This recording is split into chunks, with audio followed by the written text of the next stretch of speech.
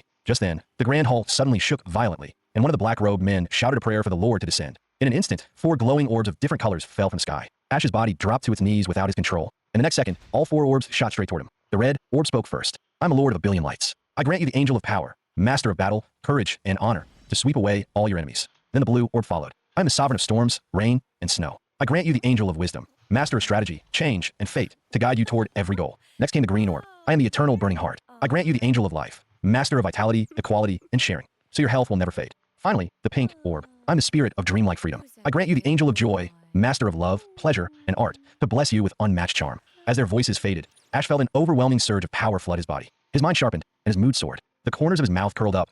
Who would have thought this random, inexplicable transmigration would turn out to be a jackpot? He was now the chosen savior of this world, protected by 4 divine beings, and followed by an army of loyal believers. It was the perfect script. Fight monsters, level up, save the world, marry the princess, and reach the peak of life. But before he could finish the thought, a deafening crash shook the ceiling above. At the very front, a black-robed follower cried out in panic. Hero, the Blood-Mad Hunters have found us. Only you could drive them back. Ash let out a cold snort. Just from the name, he could tell these Blood-Mad Hunters were nothing more than cannon fodder XP pinatas. With a flourish, he drew the sword from his waist and declared proudly, where my blade points, none can stand. Let these Blood-Mad Hunters be the first souls claimed by my sword. Lead the way. But before anyone could move, a thunderous crash echoed through the hall. No need to trouble yourselves. We'll come to you. Ash grinned with confidence. Perfect. Let me show you what a scripted death looks like. In the next instant, all 4 angels blessed him at once. In that moment, Ash felt so powerful he could cleave the entire world in half with a single strike. He wondered, what should I name my very first move in this world? Crescent Moon Slash? Or Flying Thunder God Cut? Nah, better keep it low-key. With that, he unleashed what seemed like a simple sword swing. A surge of devastating sword energy shot forward, tearing straight toward the nearest Blood-Mad Hunter. So this is void-splitting sword chi? Feels powerful, Ash thought smugly.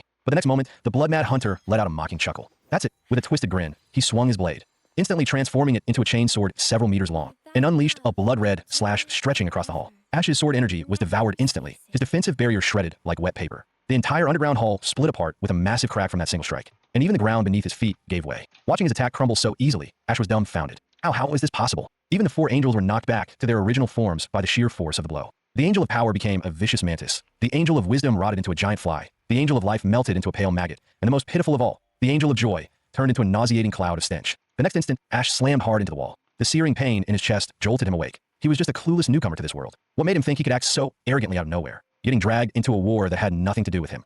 This wasn't something a seasoned corporate grunt like him would ever do. As Ash stood there in a daze, the battle in the underground hall was already over. The Black Robe followers were no match for the Blood Mad Hunters, and were wiped out in the blink of an eye. The leader stepped forward and announced, "I am Gerard Westminster, a Blood Mad Hunter from the Tribunal of Sin. You are suspected of involvement in 4 cases of cult propagation, as well as multiple kidnappings, murders, and robberies." He then pulled out a scroll and unrolled it in front of Ash. "This is an arrest warrant issued by the Tribunal of Sin in Kaimon City. If you have objections to our enforcement, you can file a complaint at the Kaimon branch or write directly to the mayor's office. And by the way, kid, you got guts. Owning 4 tier, 2 Chaos Treants, and they're not even yours, yet you dare face me, 3-winger. So here's a little reward, an exquisite pair of silver handcuffs." And just like that, on his very first day, Ash had already contributed to this beautiful city, because that day he got arrested. "Your name is Ash Heath. Age? No idea. I have amnesia. Gender? Hang on male. Race? Pretty sure I'm not a dog." Outside the interrogation room, Amy watched Ash through the two-way mirror, her pupils narrowing into slits as his nonchalant attitude drove her up the wall. A man standing nearby said, "Captain, is this guy treating the Tribunal of Sin like a joke? Questioning him like this is useless. Let me handle it. I learned interrogation from a priest back in school and even got a level 1 interrogator's license. I swear in the name of the priesthood, I can make this guy confess to wetting the bed as a kid." Gerard replied flatly, "Burn the license. You think the Human Rights Act is just decoration? If Ash Heath loses sleep tonight, we're the ones who'll be in trouble." Amy, both furious and frustrated, clicked her tongue. "Then what about a memory mage? We've had him here for so long. Why hasn't anyone extracted this criminal's memories yet?" Gerard's tone remained cold. "The memory mage won't come. He's different. He's seen the 4 pillar gods." Amy froze at the words. Gerard continued, "Not just him. No cultist memory can be extracted. Memory corruption is the 4 pillar god's specialty. 134 years ago, I handled a cult case involving the 4 pillar gods. The memory mage who probed a believer's mind ended up unknowingly becoming a follower himself. That's why this cult can never be truly wiped out." Amy was dumbfounded. "Then what? No evidence, no torture, no memory extraction. Do we just let him go? Or are we talking special measures?"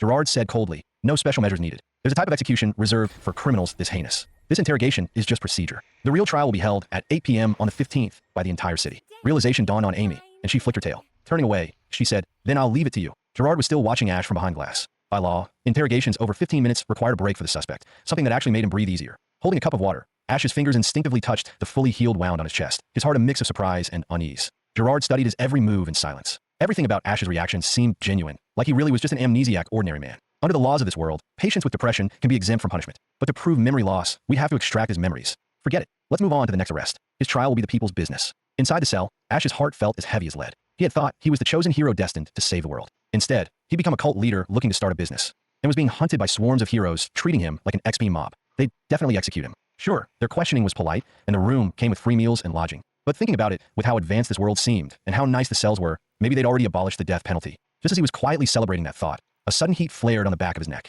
The next moment, a glowing screen appeared before his eyes. "Dear Ash Heath, the Haimeng City Council cordially invites you to be a special guest for the Blood Moon Judgment at 8 p.m. on the 15th of this month. Please mind your appearance. We will send someone to escort you to the live broadcast site. To withdraw from the program, reply TC." The moment he saw the name, Ash knew it was bad news. He immediately typed TC into the keyboard and hit send without hesitation. "Apologies. You are currently under arrest and interrogation. Messaging functions are disabled." Ash couldn't help but snap. That last line, was that just to mess with me?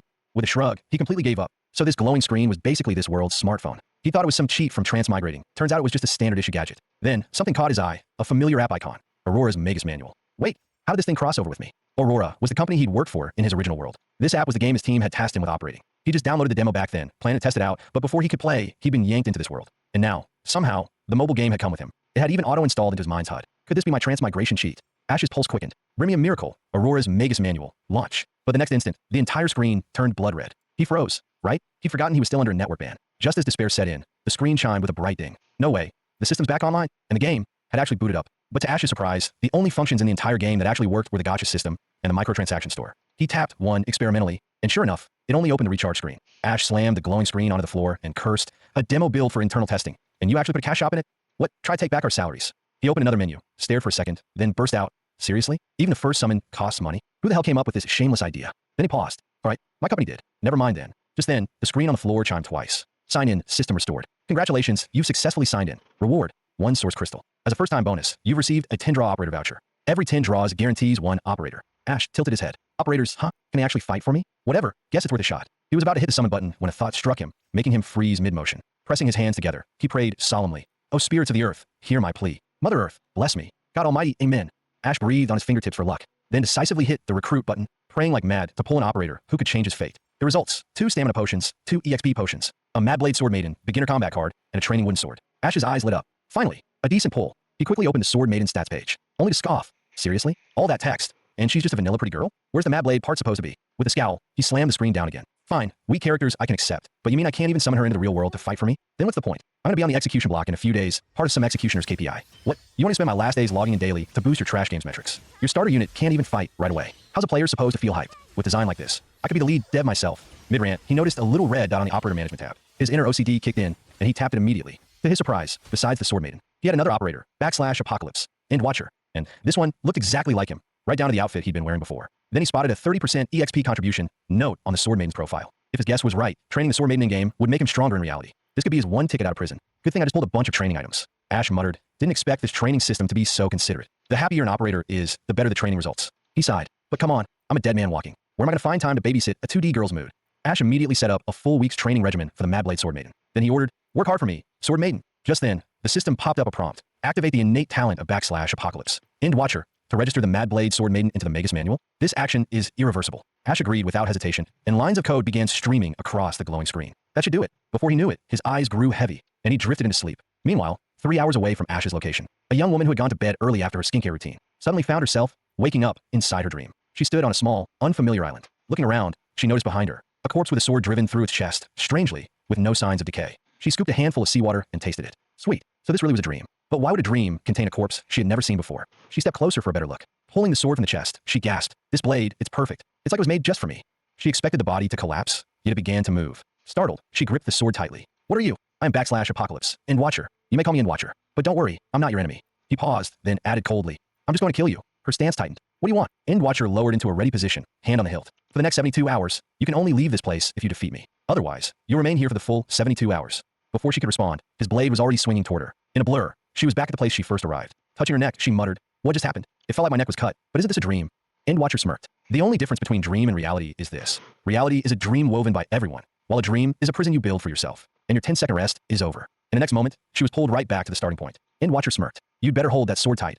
Only then might you die with a shred of dignity." But Sonya wasn't buying it. She spun around and dove straight into the sea. "Let's see you try cutting the ocean in half," she thought. End Watcher's voice followed, calm and cutting. "Running away is shameful and useless." That's when Sonya froze. She had never learned to swim. Wait, what? This is a dream, so why am I suffocating? The moment she broke the surface, gasping for air, End Watcher hurled his sword without hesitation. Sonya still clung to hope. "I'm just grabbing a breath for a second or two. You won't even notice?" Splash. She was instantly yanked back to the starting point. Reaching up, she touched her chin. Still there, so he stabbed it off last time. She glared at End Watcher. He sneered. "So, you were hoping to see me unarmed? After all these deaths, you're still this naive?"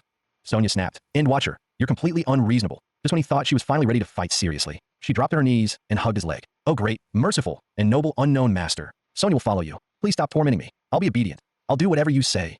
End Watcher's grin turned wicked. "Anything at all." Sonya blushed and nodded. "Good. Then I order you, defeat me." In an instant, she was sent right back to the starting point. Humiliated, Sonya stomped her foot. "Seriously? I've done nothing to you. Why waste your time on a nobody like me?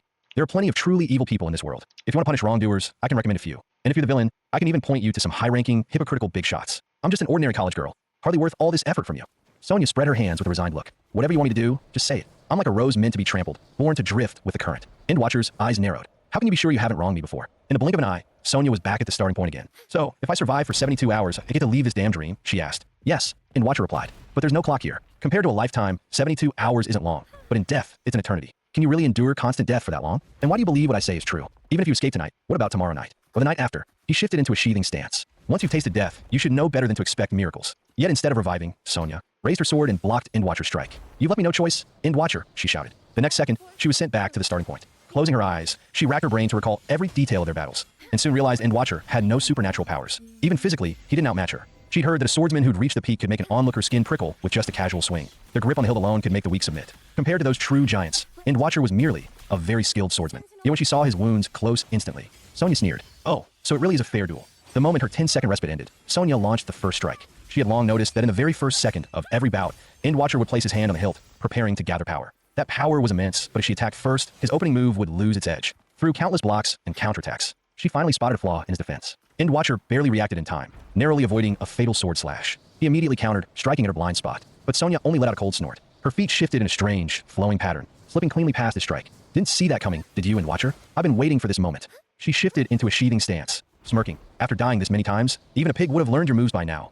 With a sharp cry, Sonia stepped in, spun forward, and slashed in one fluid motion. Your reed, your eye, take them back. The blade cut clean across Endwatcher's chest. But in the blink of an eye, the wound was gone. Sonia asked cautiously, does that count as defeating you? Endwatcher answered calmly, yes. Relief flashed across her face. But then he added, of course, that was only me with one sword. He drew a second blade, crossing both before his chest. First half's over. Second half begins. And this time, there's no 10-second rest. In a daze, Sonia opened her eyes to someone calling her. Sonia, we got an early class today, aren't you coming?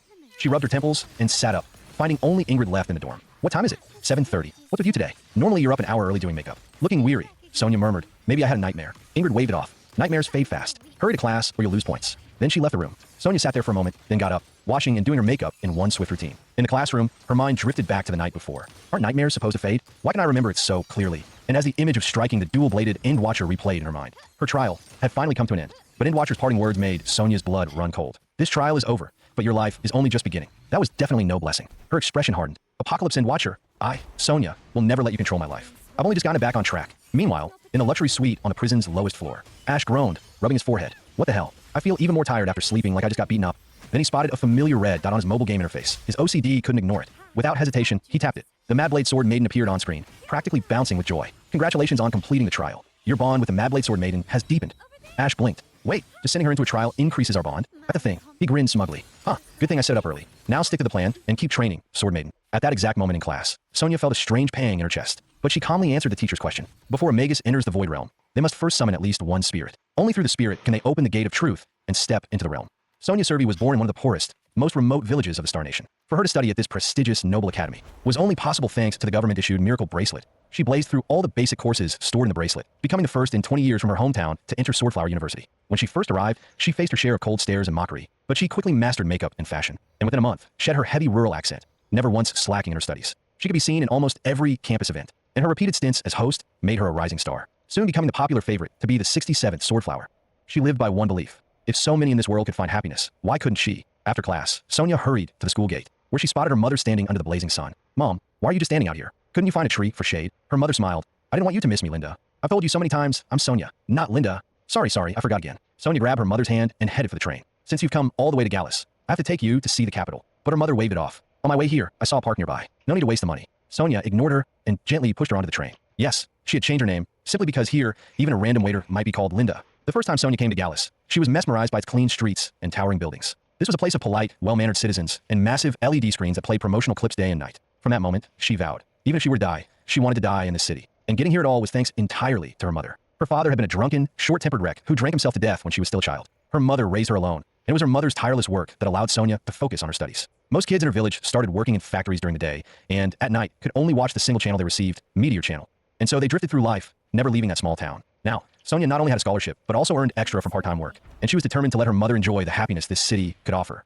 Time flew, and soon it was time to part. Your return ticket is already linked to your bracelet. Just scan at the gate. Watching her mother's back as she prepared to leave, Sonia felt a pang of reluctance. She quickly caught up. Mom, why not stay another day? I don't have class tomorrow. I can spend it with you. Her mother turned, smiling warmly as she took Sonia's hand. This is your time now. Whatever happens, I'll be at home, ready with a hot meal. Big cities are too complicated. It's fine to just live peacefully back home. Then she slipped a small pouch into Sonia's hand. Almost forgot. There's a little money in here. It's not much, but I don't need it. You keep it. With that, she headed for the train. Don't worry about me. If anything happens, the neighbors will help. Just write letters back. Oh, and don't send money. Keep it for yourself. The post office might lose it. Sonia tucked the pouch away with a sigh. You're right, Mom. Big cities are complicated. In the next instant, she caught a pickpocket's wrist and twisted it until it snapped. Leaving him stunned, she walked out of the station. Gazing at the bustling streets, she smirked. But Sonia is exactly that kind of complicated. That night, when Sonia returned to campus, the main gate was already shut. She hurried to explain to the guard. There was a traffic accident. The tram stopped for over half an hour. I ran the whole way back. I'm so scared. If I'm late 3 times, I'll have to take the Thorn's punishment. 3 times means expulsion. With her soft, pitiful plea, the guard eventually unlocked the gate and let her in. Sonia had always known beauty could earn favors, but it wasn't until she came to Gallus that she realized its power here was far greater. Compared to her poor village, the city's civilized folk were much more willing to grant conveniences for a pretty face. She was genuinely grateful to the Star Law Lord for making the Star Nation so prosperous and refined, giving her a chance to squeeze into high society. If she'd been born in a barbaric country, she might have been snatched away as some brute's trophy long ago. She also thanked her mother. Had she worked the field from childhood, even her natural beauty would have been weathered into a coarse village girl. As she neared her dorm room, she overheard voices inside. It's past 7. That stray probably isn't coming back tonight. Finally dropped the act, but she's hooked up with some rich sugar daddy. Sonia stopped at the door, thinking, oh, right on cue for the classic roommate friendship breakup, trash talk edition. You didn't see her in class, flirting with guys. A country mutt like her. Other than her face, What's so great about her? Oh, and Diffley said she saw Sonia leaving campus at noon to talk to some peasant woman. Bet that was her mother. Figures. Trash daughter, trash mom. Mid-gossip, Sonia suddenly pushed the door open. The two girls inside nearly jumped out of their skins. One was her roommate, Lois. The other, Adele, Lois's tag-along. These two were the ones she clashed with most. Lois, the local merchant's daughter, had always looked down on Sonia, flaunting her own looks and making veiled jabs at Sonia's humble origins. But no matter what Lois said, whenever they appeared together, the number of guys gravitating towards Sonia was noticeably higher. She simply outshone her. And when Sonia snagged the role of host at a campus event, Lois dropped all pretense. That's when she started throwing money around, frequently organizing social events for the water arts department, paying for fancy restaurant outings, but always making sure not to invite Sonia. As a result, more guys started chasing Lois, but her taste was questionable. Take the senior she claimed she'd finally fallen for. He only had a brief run-in with Sonia, and the guy instantly fell head over heels and confessed to Sonia. Sonia turned him down on the spot. If even a stray mutt wouldn't want him, why would she? She doesn't have time for romance. Her goal is Gallus, and she's staying here. But she's just a country girl who tested in. Making it on her own could take decades. So she'll find a good man, a shortcut into high society. Her plan is crystal clear: become a water magus. She's done the research. Over 50% of noble wives are water magi. If a husband's a magus too, it jumps past 70%. Water magi are a massive plus in noble matchmaking. Swordflower University isn't the absolute top, but it's elite at training sword, water, and wind magi. Graduate from any of those 3 tracks, and your future's set. Mom, she's a Swordflower graduate and a water magus. Perfect. That's exactly the kind of daughter-in-law we need. By the way, water magi often become healers thanks to their recovery spells. Wind magi usually end up weather magi, working outdoors in harsh conditions. And sword magi, being overly brawny, tend to be a minus for women. That's why Sonia's milestones are fixed. Summon her first water spirit by next year, and, ideally before graduation, unfurl the silver wing and reach 1 wing rank. Next, she planned to find a way into Gallus's Truth Magus University events, her best chance to hook a noble heir. Truth University wasn't just Gallus's top mage academy. It was the most prestigious school in the entire Star Realm, filled with the rich and powerful. That was where Sonia's future boyfriend would be. The boys at Swordflower? Not worth a glance. If all went well, she'd marry into the aristocracy, use her husband's connections to build her own fortune, and even after a divorce, still have enough to stand tall in Gallus, and bring her mother over to live like nobility. But just as Sonia was lost in her perfect daydream, a cold voice cut in, "No, you need to train with the sword." It was the End Observer. His tone was icy. "If I were you, I'd first check how others are reacting. If you want to speak to me, just think it in your head." Sonia glanced around. The other girls in the dorm hadn't noticed him at all. A chill ran down her spine. "Who exactly are you?" "I am the final observer. You may simply call me the Observer. If you're already this forgetful at your age, maybe it's time to rein yourself in and stop chasing distractions. Relax, Sword Maiden. I'm not your enemy. I'm nothing more than a distant fragment of longing, and not even a complete person anymore. Enough chit-chat. Let's get back to business." The End Watcher conjured a vial of potion out of thin air. "First, you're going to drink this." Sonia instantly shook her head. "Are you kidding me? No way." Before she could react, he had already poured it out. She felt the liquid surge straight into her body. Then, the End Watcher produced a wooden sword and gestured toward her. "Now, you feel like training with a sword, don't you?" Sonia clenched her teeth, resisting the strange urge. "No," she replied firmly. But in the end, she couldn't fight it. She picked up the wooden sword and walked out of the dorm room. Inside the sword training hall, Mogulite was in the middle of her drills. She was already panting heavily from exhaustion. Glancing at her progress, she beamed, almost at the edge of the 9th ring. At this pace, she'd reach the 10th ring within a month and summon her blade spirit. Just then, Sonia stepped into the hall, wooden sword in hand. All eyes immediately turned toward her. Someone whispered in surprise, "This isn't where you belong. Aren't you a water type?" Without answering, Sonia thrust her sword straight into the target dummy. Mogulite's eyes narrowed. "Your main hand's unstable, your offhand's weak, your footwork sloppy, and your body sluggish. Nothing about that form is acceptable. A female swordcaster who wants to summon a spirit and master her arts needs a body trained even harder than most men. You'll need calluses on your hands, hardened arms and legs, and a strong core. Sonia, are you ready for that?" She added with a sly tone, "Your chances with men will drop." "Oh, is this about a man? Don't tell me him." Felix Voslota, first-year sword prodigy, heir to one of the Starlight Nation's top noble houses, and son of one of the 5 pillars of the Starlight Council. He should have been at the elite Truth University, yet for some reason chose Swordflower University. His father, the Duke of Voslota, known as the Starforger, controlled the nation's most advanced steelworks, with influence stretching across the military, commerce, and politics. One of the most powerful men in the entire country. But that guy's a total playboy. I've seen it myself, 5 days in a row, and every day a different girl came looking for him at the training grounds. And didn't you say he's dangerous? Mogulite thought for a moment. Well, if it makes you fall in love with swordsmanship, then I guess it's not all bad. Yes, another friend who loves swordsmanship. Then she noticed something unbelievable. Wait, she's already touching the edge of the first ring. It's only been a few minutes. Did Sonia train before? Looking closer, her movements were still rough, every swing draining all her strength, sweat dripping nonstop. But every strike perfectly followed the standards from the swordsmanship manual. At this pace, she should collapse in a few more minutes. It's impossible to train effectively like this. Mogulite felt a chill. She'd tried before. Her record was 256 swings in 11 minutes. The crowd grew more shocked the longer they counted. 96 minutes had passed. Anyone know how many swings now? Someone who'd been counting since the start spoke up. She was at 1,700 swings when her blade hit the 7th ring. I lost track for a bit, but now she's around 2,400.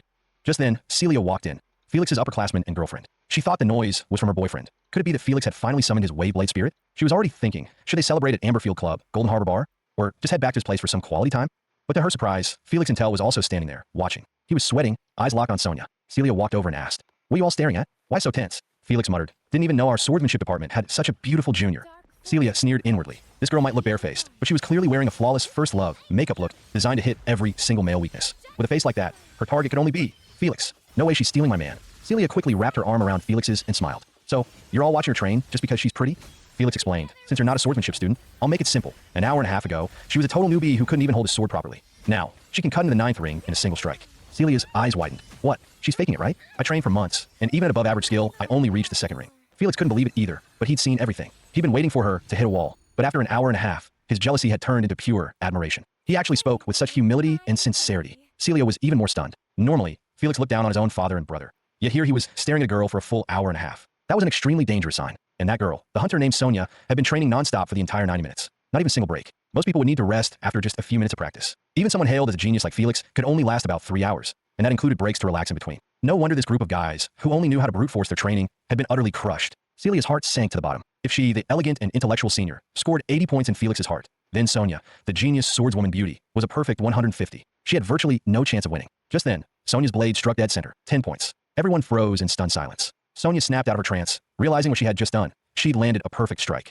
Even if she did nothing else from this point on, once the moment came, she could trigger a resonance with the knowledge of the ether realm, summon a sword technique spirit, step into the ether realm, and become a winged ether mage. A dream of living the rest of her life without worrying about food or money. Was it really about to come true just like that? At Swordflower University, not everyone could become a mage. The graduation rate hovered around 50%, and every winged ether mage who did graduate had a dazzling future ahead. At that moment, Sonia's eyes narrowed. She'd just heard the voice of the observer. She immediately looked toward Felix. A strange sight appeared. An empty potion bottle floated above his shoulder, visible only to her. The next second, the observer's shadowy figure emerged behind Felix. His voice was cold and detached. Sword Maiden, you can't rest yet. You need to defeat this man. Sonia's face darkened. She accused the observer of exploiting her. The observer was unfazed. It's not as complicated as you think. I'm simply arranging a fight for you, and the strongest person here happens to be him. That's all. Whether he's a noble or not doesn't matter. Then he smirked. Of course, if he is a noble, that's even better. I love watching nobles get beaten down. If you win, maybe step on his face or smack his butt. I've heard some starborn nobles are real perverts.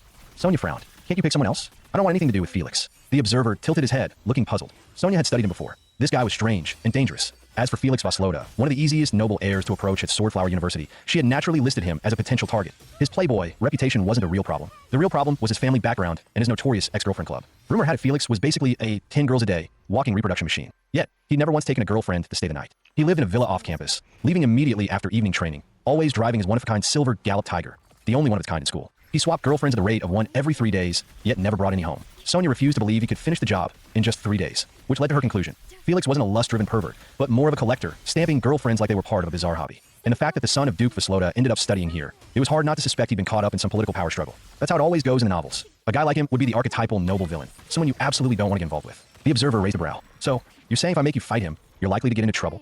Sonia nodded firmly, confirming his words without hesitation. But the very next thing the observer said turned her to stone on the spot. This is perfect. I want you to cause trouble. I want you to go all out, stay in the spotlight, and crush every enemy who dares to stand in your way. Isn't that exactly what you've always wanted? Sonia was on the verge of tears. When had she ever wished for something that childish and arrogant? Before she could protest, the observer cut her off. Then I wish you victory in your first battle. Smash the swordsmanship prodigy and kick a starborn noble while you're at it. Sonia immediately raised her sword, pointing it straight at Felix. Felix Voslota, the genius of the swordsmanship department. In all of Swordflower University, you're the only one worthy to serve as the stepping stone for my spirit summon. Do you dare face me in battle?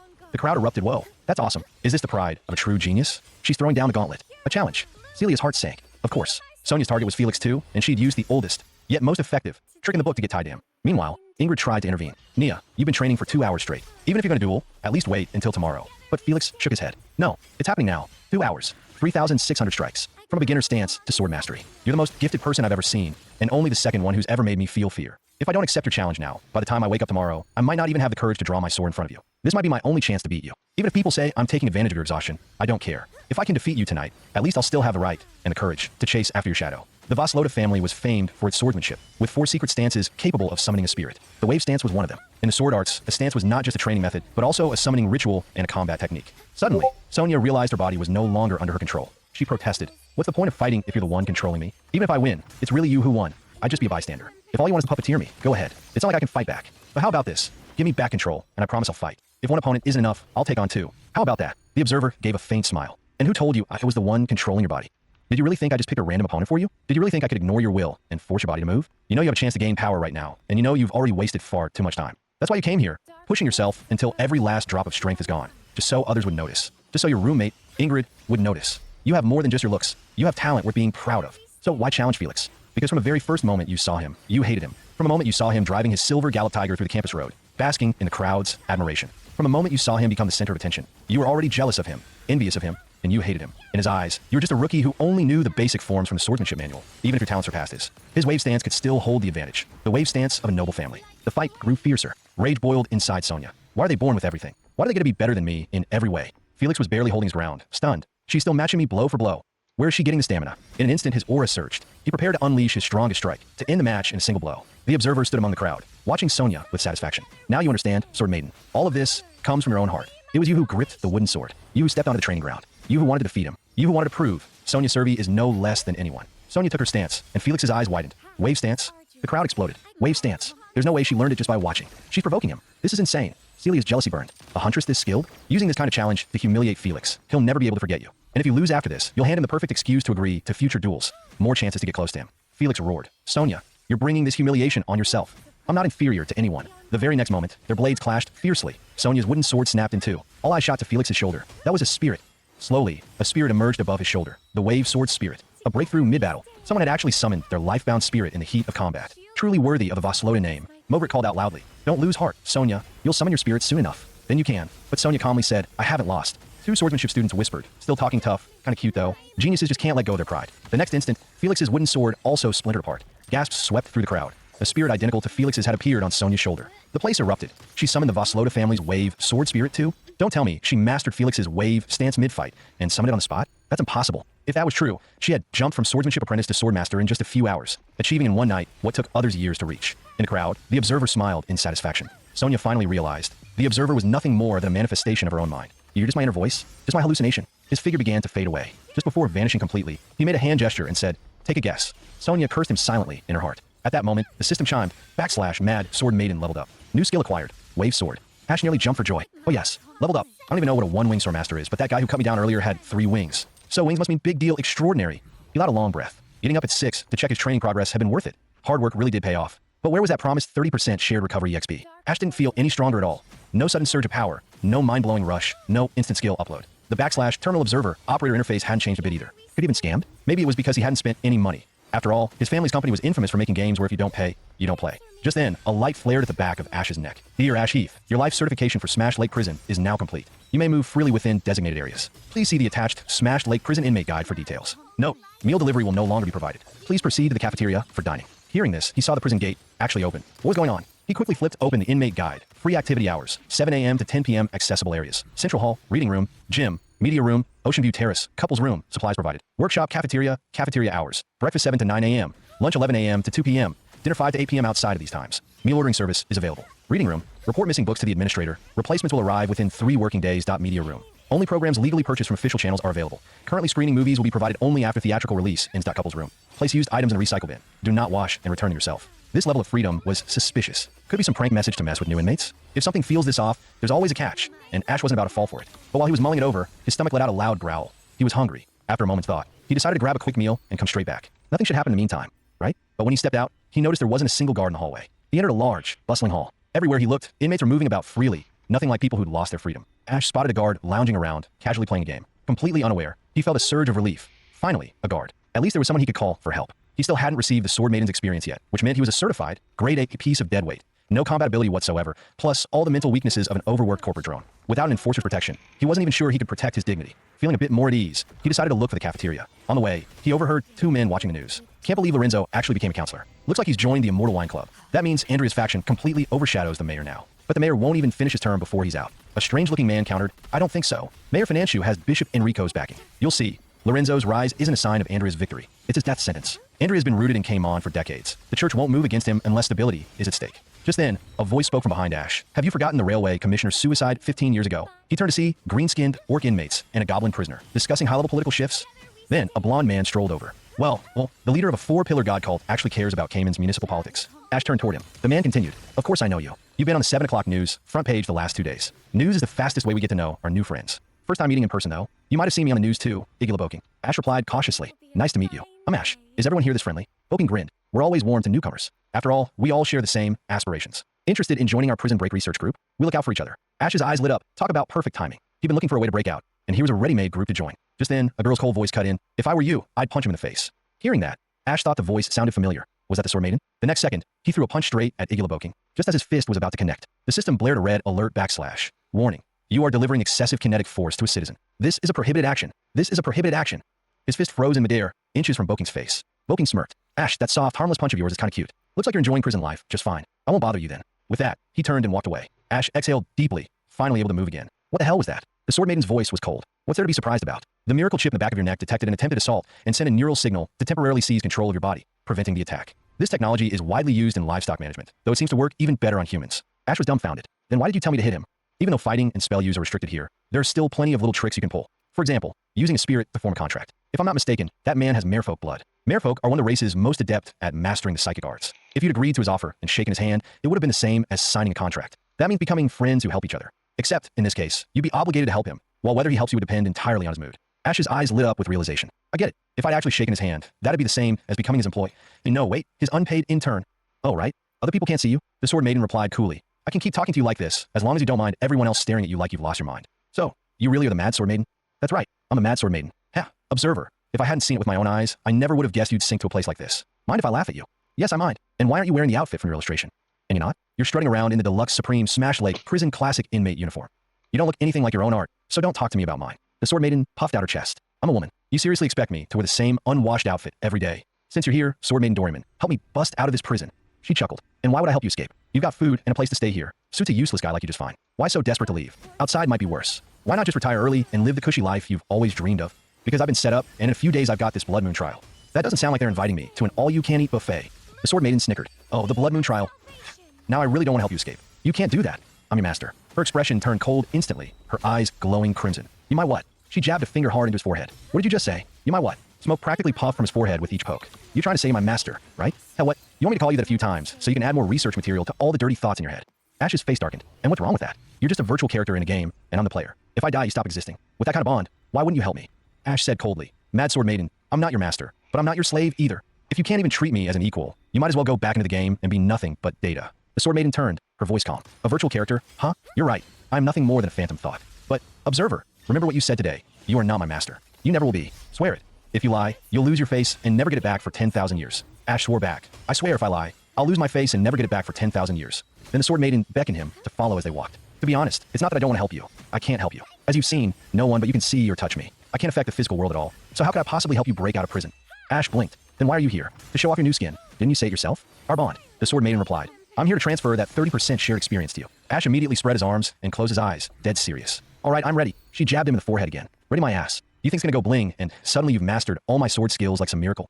Smoke almost rose from his forehead as he asked blankly. Then how do you transfer it? Simple. Go find someone to fight. While you're in combat, I'll transmit the experience so you naturally gain it through battle. Hearing that, Ash scanned his surroundings. Target acquired. Bald head, tattoos, huge muscles, scar across the face. Looked exactly like the type who'd killed hundreds before ending up here. A bona fide serial killer. Ash strode right over and, in a deliberate act of provocation, knocked over the man's cup, spilling water all over him. Oops. Totally on purpose. The bald man's eyes went blood red as he rose to his full height, towering over Ash. Ash braced himself for a beating, but instead, the man's expression softened into one of adoration. Be careful walking around, okay? Oh, and today's milk is pretty good. Highly recommend. Ash just stared at him in shock. What the hell? This isn't how it's supposed to go. Back at his spot, the Sword Maiden was practically doubled over with laughter. Sorry, I've had professional training. Haha.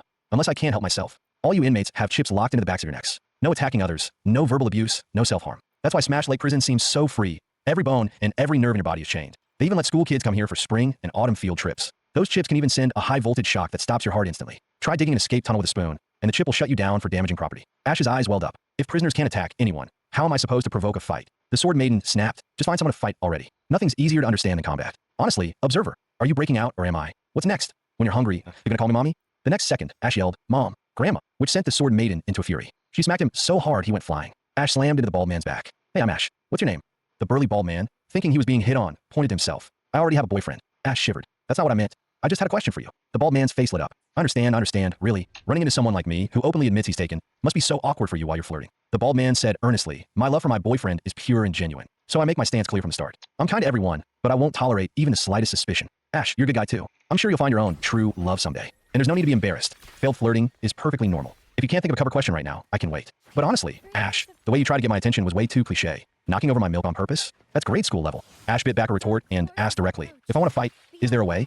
The bald man raised a brow. New here, huh? If you're looking to stretch your muscles, you've come to the right person. Name's Langna. I'm a member of the Deathmatch Club. We've got the warden's permission. During official matches, our chips can be temporarily disabled, so we can fight. It's an exclusive perk for club members. Ash's eyes widened. Deathmatch Club? As in fight to the death. The prison actually allows us to kill each other.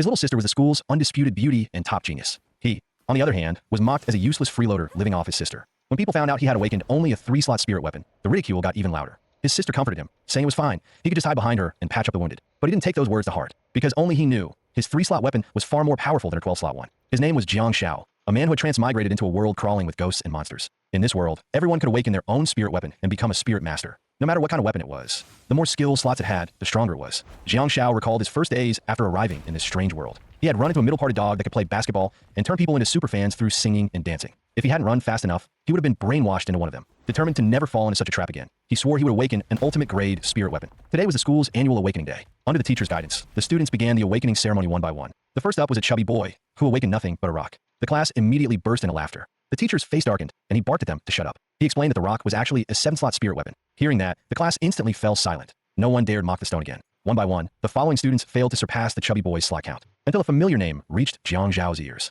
He looked up to see Jiang Hai proudly showing off his 7-slot weapon. Jiang Zhao's gaze turned icy. Ever since Jiang Zhao stopped him from harassing a female classmate, Jiang Hai had been nursing a grudge. Sure enough, the next second Jiang Hai strode up, dripping with sarcasm. Jiang Zhao sneered back. 7 slots? Big deal. Even with 2.5, I could still wipe the floor with you. Soon, it was Jiang Zhao's turn to awaken. He thought to himself, I'm a transmigrator. No way I'm pulling anything less than a golden tier weapon. In the next moment, a pitch-black vortex swirled open beneath his feet. From a spirit stone, a black blade slowly emerged. At first glance, it looked like an ultimate weapon, but the teacher's next words made him feel as if he'd just swallowed a fly. Common grade weapon, 3 skill slots. The moment he said it, Jiang Hai and his buddies burst into mocking laughter. After all, 3 slots was dead last in the entire class. Jiang Shao returned to his seat, frowning. How could something that looked this intimidating have only 3 skills? Then, dark mist began to seep from the blade, something only he could see. The mist formed a line of text above his head, telling him to look at his shadow. On the floor, his shadow slowly stretched toward the distance. Under his startled gaze, the shadow grinned at him unnervingly. More lines of text appeared in the air. Only then did he realize his weapon could devour specters and take their abilities for himself, and it could shatter the slot limit. The stronger the specter he hunted, the greater his power, even to the point of summoning top-tier familiars. The next day, the teacher gathered all the freshmen who had awakened their spirit weapons the day before. He posed a question to the group. When humans fight specters, what do they truly rely on? Jiang Hai immediately blurted out, their spirit weapon. But the teacher shook his head and gave the real answer. Courage. He explained that specters are powerful dead things, capable of stirring mankind's deepest fears for thousands of years. Without the courage to face them, even a 10-slot weapon would be useless. Then he announced the next step, actual combat training. The moment the words left his mouth, the newly awakened students panicked. How were they supposed to fight specters already? Seeing their reaction, the teacher said firmly, if you're scared, you can walk away now. Many, unwilling to take the risk, stepped back. The group of 300 quickly shrank to barely 100. Spotting Jiang Shao still standing in place, the teacher nodded to himself, impressed by the boy's nerve. He waved for the remaining students to gather at the school gate. Jiang Hai seized the chance to sneer, you're such trash. Going in is as good as signing your death warrant. Jiang Shao shot back without missing a beat. Then make sure you go in so I can watch you come out in one piece. Jiang Hai actually thought Jiang Shao was trying to butter him up. But when he heard the words, with a face like yours, even ghosts would take a detour, his expression darkened instantly. All he could do was glare daggers at Jiang Zhao's back as he walked away. Before long, everyone gathered at the school gate. The teacher began briefing them on various details about specters. Specter disaster levels were divided into 3 ranks, white, green, and red. Among them, the powerful red rank specters could massacre an entire area at will, while certain higher grade race could wipe a city off the map. The teacher then announced that whoever killed the most specters this time would be rewarded with a green grade soul orb. At those words, the students' eyes lit up with excitement. Even the school beauty, Bai Qimeng, declared that she would claim the green grade soul orb for herself. After all, she was a genius who had awakened 9 skill slots. Once everyone arrived at the testing grounds, many students immediately flocked to Bai Qimeng, eager to team up with her to complete the mission. Jiang Shao was the only one who chose to act alone. His goal was to keep his shadow from being exposed under so many watchful eyes. The teacher then handed each student a jade vial, used to store the soul water dropped after slaying specters. With a wave of his hand, the test officially began. Without hesitation, Jiang Shao stepped into the forest alone. The teacher found himself musing. If this kid has the talent, he's a natural-born leader. Jiang Hai, on the other hand, wore a look of disdain. Certain Jiang Shao would be the first to die. Meanwhile, Jiang Shao moved deeper into the forest. It was his first time hunting specters, so a bit of nervousness was inevitable. Suddenly, a shrill, chilling laugh froze him in his tracks. He hadn't expected to be targeted this quickly. In the blink of an eye, the specter appeared right behind him. Its withered hand landed on his shoulder, and with a twisted grin, the ghostly face asked if he knew where its eyes had fallen. Startled, Jiang Shao smacked its hand away. In the same motion, he slashed his blade across its body. The specter was dispatched with ease. Moments later, a blue soul orb formed in midair. The moment Jiang Shao absorbed the soul orb, a sudden whirlwind swept across the area. In an instant, wandering spirits emerged from the shadows, surrounding him on all sides. From their twisted faces, countless black threads began to spill out. Within seconds, the threads wrapped tightly around him, binding his movements. Though startled, he quickly realized they were only low-level spirits. With a few swift strikes, Jiang Shao cut through the threads, then decided to go all in, slashing wildly through the spirits. In mere seconds, he had wiped them all out. This skirmish alone earned him a third of a vial of soul water. He had no idea how much the others had collected so far. After all, he was working alone. Bai Qimeng had a full team with her, and if all those simps were funneling their soul orbs to her, he'd have no chance of claiming the green grade soul orb.